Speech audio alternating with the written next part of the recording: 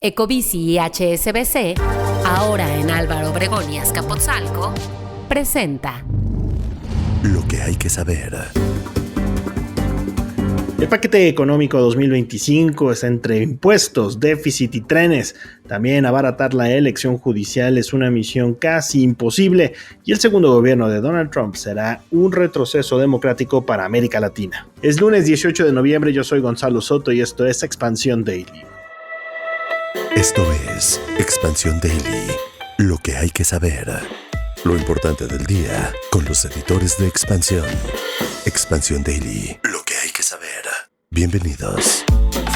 Bienvenidos y bienvenidas a un episodio más de Expansión Daily. Suscríbanse y activen las notificaciones de este podcast para que no se pierdan ningún episodio.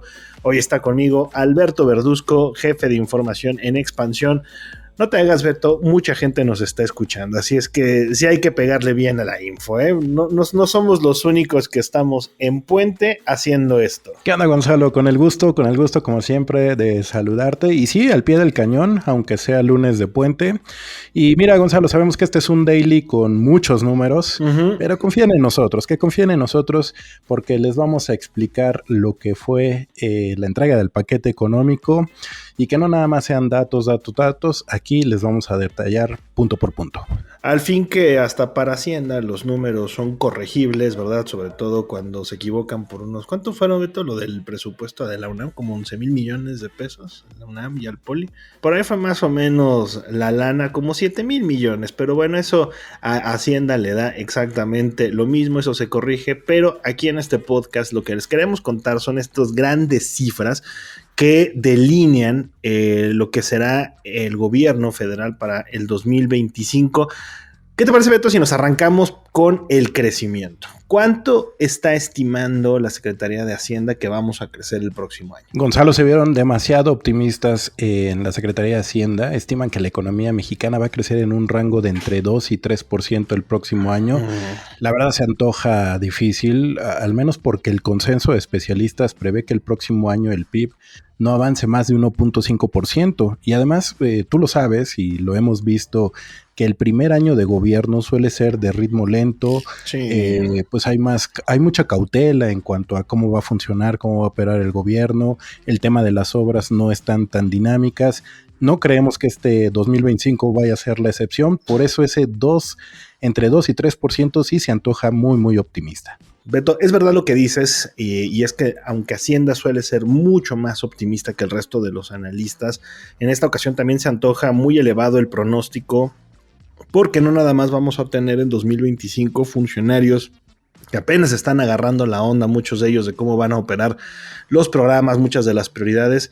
También acuérdate que vamos a tener un poder judicial renovado y eso eventualmente también nos va a generar ruido en el camino. Pero hay otra cifra muy importante a la cual Hacienda le tenía que prestar mucha atención y se trata del déficit público. Esto es la diferencia entre lo que va a gastar y lo que va a ingresar. Cuando el gasto es mayor que los ingresos tenemos un déficit, tal como ocurre en nuestras finanzas personales. Pero para el próximo año, ¿qué dice Hacienda? Dice que va a ser de 3.9%. Esto es el déficit en su, digamos, expresión más amplia. Va a ser de 3.9%.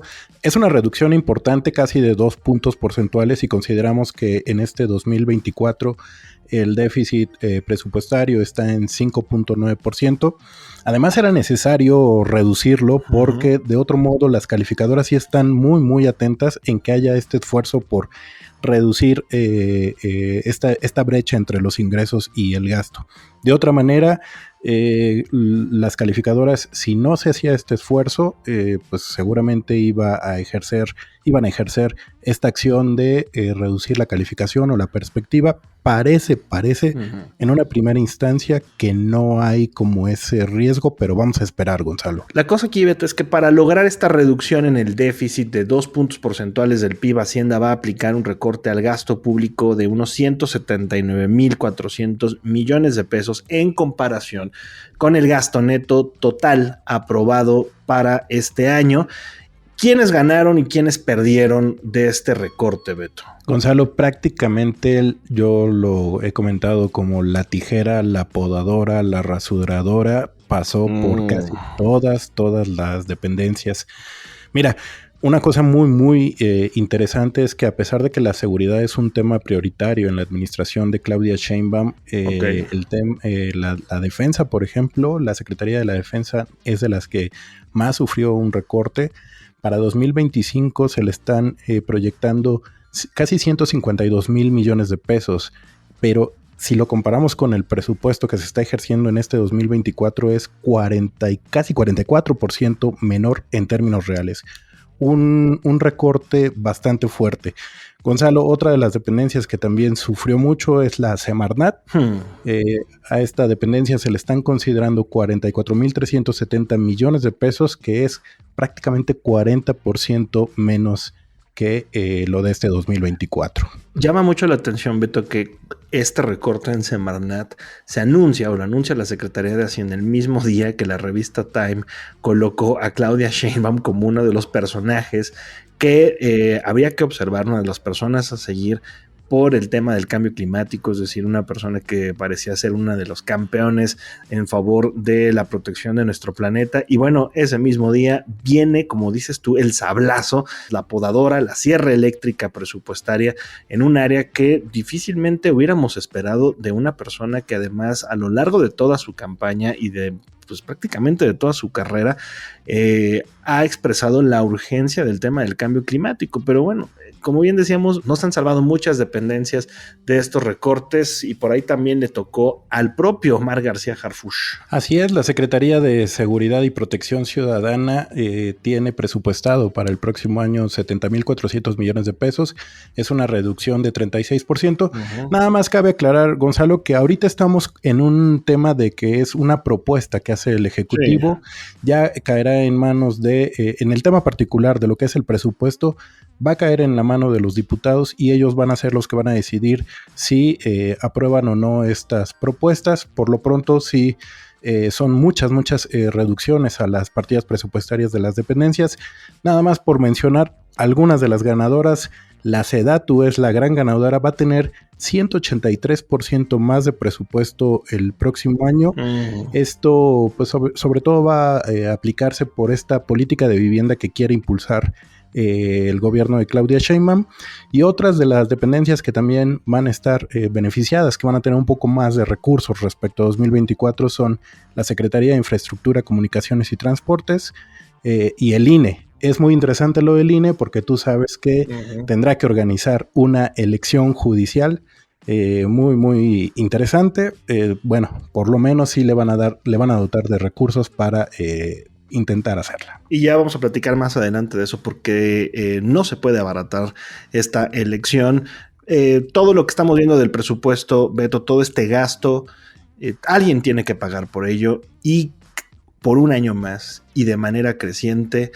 ¿En quién va a caer la recaudación? ¿En quién va a caer la obligación de pagar por todo esto, mi querido Beto? En personas como tú, como yo, como todos quienes nos están escuchando, contribuyentes, ya me cansé, Beto. Personas físicas y morales. Sí, yo lo sé, Gonzalo, pero es que 54% de los ingresos públicos, de lo que va a obtener la hacienda pública, van a venir de lo que es el ISR y el IVA. Y tú sabes que el IVA, pues prácticamente recae en los consumidores, en la gente que compra los diversos productos en los que se grava este impuesto, y el ISR, pues en las personas físicas y morales. El próximo año lo que está esperando la Secretaría de Hacienda es obtener 8 billones de pesos. La mayor parte va a venir de los impuestos y también pues de otras vías, de otras fuentes como es los ingresos petroleros, los derechos, los aprovechamientos, en fin. Pero el gran grueso de los recursos que va a obtener la Secretaría de Hacienda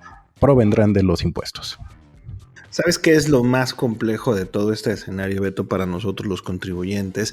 Es que no hay una reforma, ni siquiera hay lo que pudiéramos considerar una miscelánea fiscal, es decir, no hay cambios importantes en el esquema tributario para 2025, y esto se traduce, Beto, en que el SAT va a tener mucho más facultades, va a tener las herramientas necesarias para cobrar a los contribuyentes, lo hará de una manera, ellos dicen, con mayor eficiencia. Le va a dotar de recursos, va a contar con inteligencia artificial, con otro tipo de innovaciones para lograr digamos, nutrir su base de contribuyentes. También acuérdate que tenemos esta nueva agencia que está a cargo de José Merino y que de la mano con ellos pues van a tener la posibilidad de conocer a más personas, van a nutrir esa base de contribuyentes de manera que pues nadie se les va a escapar. Ahora sí, va a ser bien difícil evadir, eludir o buscar hoyos fiscales por ahí para no pagar los impuestos que correspondan. En resumen, mi querido Beto, y por favor corrígeme si me falta alguna cosa en particular. Para 2025, menos crecimiento económico, todavía vamos a cargar con un déficit, es decir, el gobierno va a seguir gastando más de lo que va a ingresar. La mayor parte de las dependencias se llevó un recorte presupuestario, entonces tendremos seguramente alguna que otra caída en algunos servicios que dan algunas de las secretarías, o veremos cómo se reacomodan muchas de estas, y por todo lo anterior vamos a tener que pagar más los contribuyentes que ya de por sí pagamos, porque el SAT tiene mejores herramientas de vigilancia. ¿Me faltó algo para el escenario 2025, mi querido Beto? Yo te diría que hay un tema muy particular, muy interesante, y es que este paquete sí trae ya por lo menos un distintivo, el sello de Claudia Sheinbaum. ¿Te acuerdas que con López Obrador teníamos este tema de las obras que le decían las obras faraónicas, que eran el Tren Maya, la refinería de Dos Bocas y el aeropuerto de Felipe Ángeles? Bueno, pues para este primer año de gobierno hay por lo menos 8 proyectos de trenes que quiere empujar el gobierno de Claudia Sheinbaum. Diría 7 porque uno es el Tren Maya y ese más bien es concluir esta obra que viene desde la administración pasada, pero otras 7 más se suman como parte de los proyectos prioritarios y a los cuales se les va a destinar una bolsa de 189 mil millones de pesos en conjunto para echarlos a andar este próximo año. A mí, ¿sabes qué me preocupa, Beto, de todo esto? Y es que parecía que por un momento la semana pasada el gobierno ya había entendido un poco el rumbo, o un poco mejor el rumbo fiscal, el rumbo financiero de nuestro país, cuando comenzó a haber este run. De hecho, el propio Ricardo Monreal lo dijo, el secretario de Hacienda lo dejó entrever en una comparecencia en la Cámara de Diputados, que ya había conciencia, que había necesidad de realizar una reforma. De pronto sale la presidenta a decir nada de eso y nos presentan este presupuesto. Huele, Beto, se siente como que 2025 podría ser tristemente un año perdido. Pero yo te voy a decir una cosa, Gonzalo, ¿sabes por qué la pausa? Bueno, yo tengo esa impresión, desde luego no. A ver. Van a esperarse también a Donald Trump. Y es que va a ser bien interesante lo que haga él allá. También él está prometiendo reducir la carga fiscal al impuesto corporativo. Correcto. Entonces, eso va a ser muy atractivo, digamos, para los inversionistas, ir a instalar una planta allá. Y eso nos va a restar competitividad. Y si aquí estamos pensando en incrementar, por ejemplo, el ISR para las personas que más ganan, aguas. Por eso yo creo que 2025 puede ser sí el año en el que se antoje una revisión, pero también dependerá mucho de lo que se haga en Estados Unidos. Y además yo creo que sí va a ser un punto de debate muy importante, sobre todo de cara a la revisión del TEMEC, que debe concluir en 2026, pero que arrancará en 2025.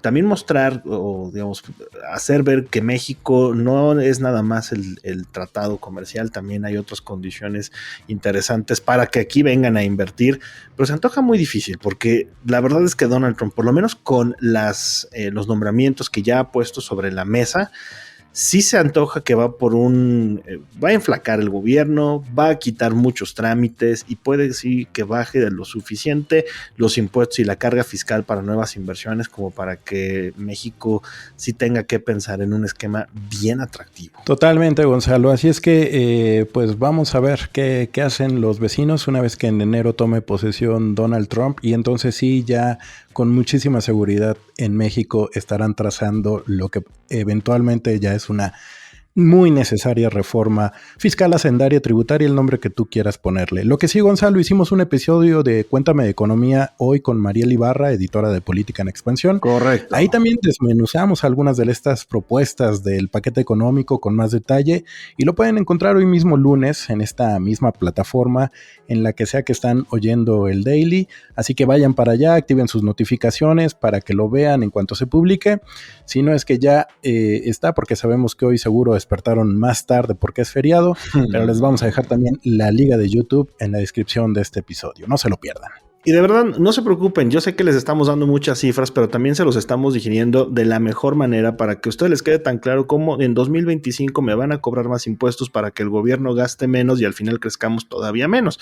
Entonces, pues de eso se trata, ¿verdad? Que aquí les pongamos pues los puntos muy sencillos. Y bueno, uno de ellos, Beto, ya lo comentábamos hace ratito, tiene el INE el reto de presentar o de hacer una elección judicial, sin embargo, abaratarla después de la petición de los 13,205 millones de pesos que solicitó el INE para poder cumplir con este nuevo proceso. Es una misión casi imposible.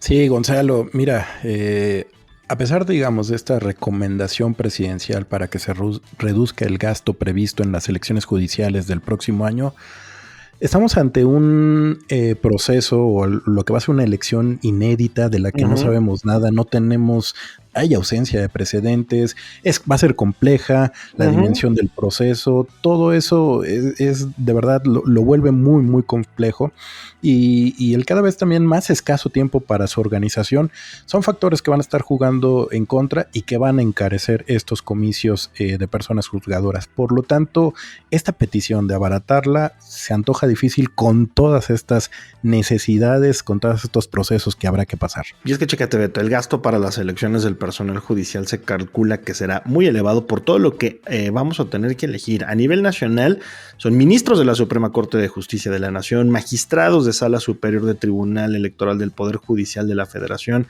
e integrantes del Tribunal Disciplinario. A nivel local, varía el número de cargos, por ejemplo en la Ciudad de México, que será la elección más grande a nivel entidad federativa, se elegirán magistrados de sala regional, juzgadores para el primer circuito, donde tocará elegir 104 magistraturas de circuito, jueces y a 64 magistrados de circuito, y cada uno tendrá a 6 candidatos, es decir, 624 candidatos a magistrados, 384 a jueces. Es gigantesco y yo ya me perdí. No, Gonzalo, y mira, si ya te perdiste, imagina que todo eso pues van a necesitar gasto para el tema de las casillas, las boletas, la capacitación. Ay, Gonzalo, seamos honestos, ¿quién conoce a su alcalde, a su diputado? Menos al juez. Sí, menos al juez. Entonces, la verdad es que se han metido en un verdadero tema complejo y presupuestariamente, digo, el INE va a tener mucho trabajo el próximo año, no va a ser nada sencillo y menos si quieren que lo hagan con recursos acotados. Ese es un reto, Beto, el reto que como país nos pusimos sin que nadie nos lo pidiera, ¿verdad? Que se llama reforma judicial, y el reto, que también ya habíamos hablado un poquito de esto, que viene del norte de la frontera, el segundo mandato de Donald Trump, que de acuerdo con un texto muy interesante de nuestra colega Fer Hernández, la editora de Internacional, representa un retroceso democrático para América Latina, y quienes hemos visto los nombramientos que ha hecho en materia de política exterior, sin duda hacia allá apunta. Será un régimen mucho más autoritario y será un régimen también que envalentonará a muchas de las fuerzas, digamos, menos democráticas o menos abiertas hacia el cambio, hacia el progreso equitativo en nuestra región. Sí, Gonzalo, nosotros hemos estado hablando mucho del tema de Donald Trump como repercusión en México, todas las implicaciones que va a tener, pero créeme que hay también otras naciones de nuestra región de América Latina que ya están muy preocupados porque saben que eventualmente va a venir un endurecimiento de la política con ellos. Por ejemplo, la politóloga Wanda Felba Brown, que es investigadora del Brookings Institution en Washington, D.C., indicó que Trump podría intentar repetir su política sobre Venezuela, es decir, hacer todo lo posible por derrocar al régimen de Nicolás Maduro. También sabes que, por ejemplo, la selección del cubano-americano Marco Rubio como su secretario de Estado es una muestra de que las políticas de mano dura van en serio contra Venezuela, contra Cuba, contra Nicaragua, contra este llamado eje del mal. Y bueno, seguramente tendrán continuidad y seguramente también mucho más duro de lo que lo vimos en 2017-2021. ¿Y sabes qué ocurre, mi querido Beto, con esto? Que una postura mucho más severa o incluso hasta indiferente en algunos casos por parte de la administración de Donald Trump va a llevar a otras naciones latinoamericanas más cerca de los brazos tanto de Rusia como de China. China, ya lo sabemos, Beto, es el principal socio comercial ya de prácticamente todas las mayores economías de América del Sur, Perú, Chile, Argentina, Brasil, y esto va a seguir, no va a hacer otra cosa más que continuar incrementando si Estados Unidos no logra una política mucho más amena, pero no se antoja fácil para la próxima administración de Donald Trump. Pero bueno, una buena noticia, ¿no, Beto? Ya para cerrar, ¿y qué te parece si la damos alrededor del teletrabajo? Aunque a veces parezca, no todo está perdido. Y bueno, para todas aquellas personas que tienen miedo o les hace ruido esto de ya volver, que es con mayor frecuencia que los empleadores, que muchas empresas están exigiendo el regreso completo a las oficinas, pues todavía hay mucha esperanza, Beto, según nos cuenta Nancy Malacara. Sí, Gonzalo, mira, yo soy un poco como de el modelo híbrido, porque sí me gusta tener contacto contigo y con el resto. A mí de sí los me gusta compañeros. verte, Beto. Sí, por supuesto. A mí también me gusta verte. Eso de verte en la pantallita, como que, híjole, de repente sí me dan ganas de darte un abrazo y apretarte muy, muy duro. A mí también, Beto. Pero mira, 20% de las ofertas de empleo en LinkedIn corresponde a trabajos remotos y más de la mitad de los usuarios que usan esta red pues están dando prioridad a la flexibilidad que ofrecen. O sea, mucha gente dice, prefiero que me des un salario a lo mejor un poquito más castigado, pero dame chance de trabajar vía remota. Digamos, son cosas que nos vino a traer la pandemia. Hay mucha gente que ya se quedó ahí con esa práctica, con ese modelo.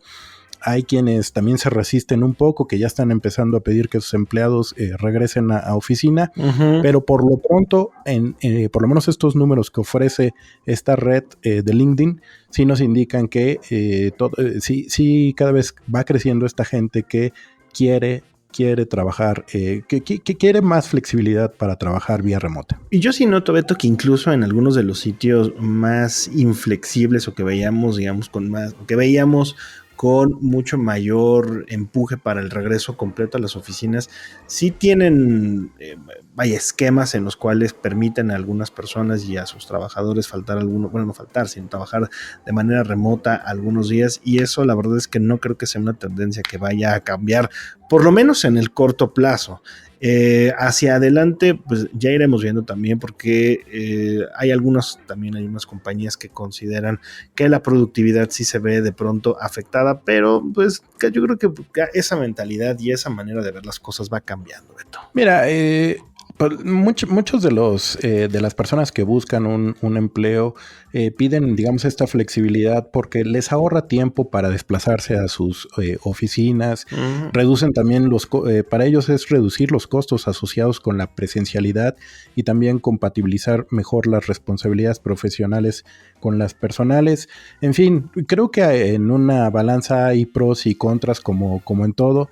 Pero mientras la productividad en las empresas esté, digamos, asegurada, garantizada, creo que se puede convivir con un modelo híbrido. En algunos casos creo que sí se puede hacer vía remota. En fin, no sé si te lata que invitemos a nuestra audiencia que nos diga si les late a ellos el trabajo remoto, híbrido. ¿Qué esquema es el mejor para ellos? ¿El 100% remoto, híbrido? Y si es híbrido, ¿cuántos días presenciales, cuántos días de manera remota? Sí nos encantaría conocer cuál es, digamos, este modelo que les parece el más adecuado para trabajar. Pero bueno, Beto, tú y yo hoy no nos vemos. Por el amor de Dios, hoy no. Yo sé que es puente y por lo menos trabajemos remotamente en este 18 de noviembre. Ya nos veremos el resto de la semana. Pero no te salvas de mi abrazo el martes, Gonzalo. Eso sí. Jamás, Beto. Y aquí estaremos con los brazos abiertos siempre. Y muchas gracias por habernos acompañado en este podcast. Y ya saben que toda la información sobre estos y otros temas están disponibles en expansión.mx. Y leemos sus comentarios en las redes sociales de Expansión, @expansiónmx. Nos escuchamos mañana.